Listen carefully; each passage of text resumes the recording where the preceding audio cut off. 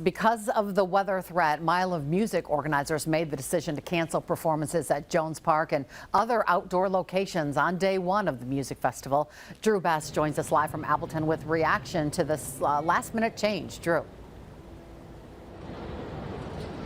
Cammie, we haven't seen any rain quite yet here in Appleton. However, that didn't stop Mile of Music organizers from canceling all of the outdoor events here on opening day. An organizer telling me just moments ago that the cancellations err on the side of caution with heavy rain and potential lightning coming to the area.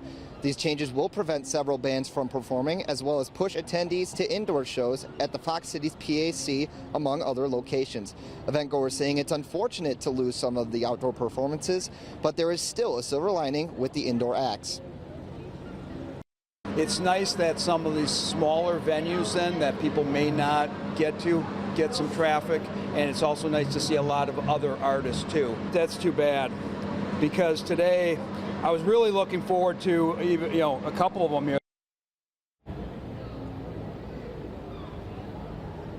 A few of the bands that are having a couple of their sets canceled have had their sets actually moved indoors to the Paper Valley Hotel, giving those musicians one more opportunity to perform at this year's festival. Reporting live in Appleton, Drew Best, Action 2 News.